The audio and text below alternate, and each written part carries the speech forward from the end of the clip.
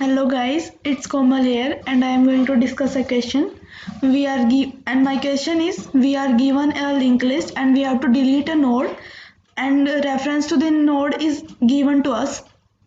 Means हमें एक link list कोई दी है और हमें कोई भी नोड जो डिलीट करना है उस पर कोई पॉइंटर दिया होगा. लेट्स से कि अगर हमें 7 डिलीट करना है तो हमें इस पे पॉइंटर दिया है. मीन्स वो पॉइंटर जिसमें 7 का एड्रेस है. अब हमें 7 को डिलीट करना है तो हम इसको कैसे कर सकते हैं. अगर हमें हेड नोड दिया होता, लिंक लिस्ट का हेड नोड दिया होता तो क्या करते हम, पहले ट्रैवर्स करते जब तक 7 तक नहीं पहुंच जाते और 5 में 18 का एड्रेस डाल देते और इस वाले टेम्प को डिलीट कर देते. लेकिन अब हमारे पास ऐसा कुछ है ही नहीं, हमें हेड पॉइंटर नहीं दिया हुआ. बिना हेड पॉइंटर के हमें टेम्प को डिलीट करना है, मीन्स 7 को डिलीट करना है. तो हम क्या कर सकते हैं, 7 हम टेम्प एक पॉइंटर ले लेते हैं ptr नाम से. वो कहाँ डिनोट कर रहा है, टेम्प के नेक्स्ट पे, मीन्स 18 पे.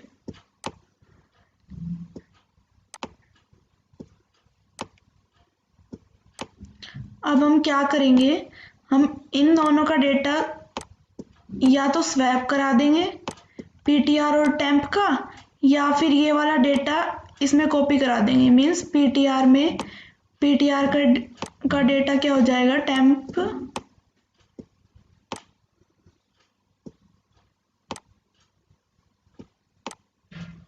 ptr के डेटा को हम टेम्प के डेटा में डाल देंगे.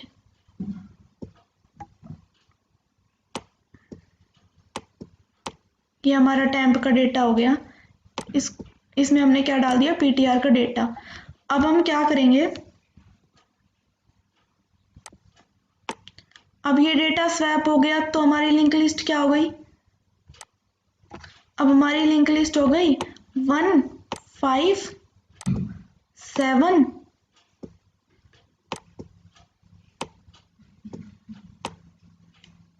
18 हो गई. डेटा स्वैप हो गया तो 18 फिर 7 फिर 20. लेकिन बस ओनली डेटा ही स्वैप हुआ है, हमारा पॉइंटर वहीं पॉइंट कर रहे हैं. ये हमारा नल हो गया. अब हमारा टेम्प यहीं पॉइंट कर रहा है, अब हमारा ptr यहाँ पॉइंट कर रहा है. लेकिन हमें 7 को डिलीट करना है तो हम क्या करेंगे,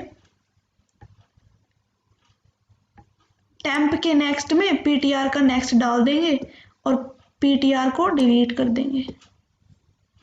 ये डिलीट हो जाएगा. फिर इस तरह से हम क्या करेंगे, एक बार दोबारा देख लेते हैं. हम कोई टेम्प नाम का वेरिएबल लेंगे, फिर ptr टेम्प के नेक्स्ट पे पॉइंट कर देंगे, उन दोनों का डेटा स्वैप कर देंगे या टेम्प के डेटा में ptr का डेटा डाल देंगे और टेम्प के नेक्स्ट में क्या डाल देंगे, ptr का नेक्स्ट, ताकि वो नेक्स्ट नोड पे पॉइंट कर जाए और ptr को फ्री कर देंगे.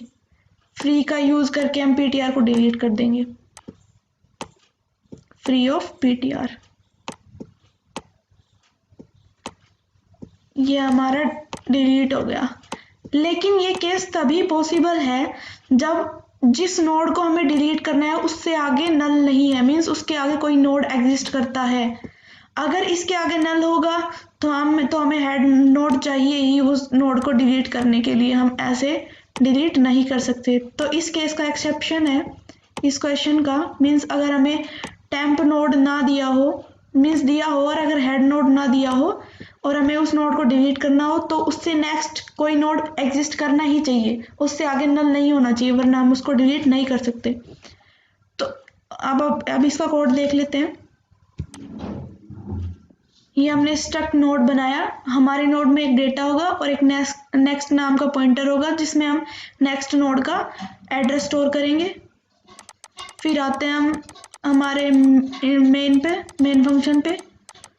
हमने क्या किया, हेड ले लिया, लिंक लिस्ट का हेड डिनोट, उसको नल, उसमें नल डाल दिया. फिर एक पुश नाम से फंक्शन बना दिया जिसमें हम लिंक लिस्ट में एलिमेंट डालते जाएंगे. ये पुश फंक्शन क्या है, पुश फंक्शन क्या है, हम हर बार एक न्यू नोड क्रिएट करेंगे, उसमें न्यू डेटा डाल देंगे, न्यू नोड के डेटा में न्यू डेटा डाल दिया और उसके नेक्स्ट को हम हेड से इनिशियलाइज कर देंगे और हेड को हेड में डाल देंगे निम नोड, तो हर बार हेड निम नोड पे आ जाएगा। ऐसे करके हमारी लिंक लिस्ट फॉर्म हो जाएगी। हम एलिमेंट पुश करते जाएंगे 24, 15, 35, तो हमारी लिंक लिस्ट बन गई 35, 15, 4 और 20। अब हमें जो नोड डिलीट करना है उसमें हेड नोड का एड्रेस नहीं डालना। मान लेते हैं हमारी लिंक लिस्ट जैसे 35, 15, 4 और 20 है, तो हम क्या करेंगे, अगर हमें 15 डिलीट करना है तो हेड का नेक्स्ट पास कर देंगे।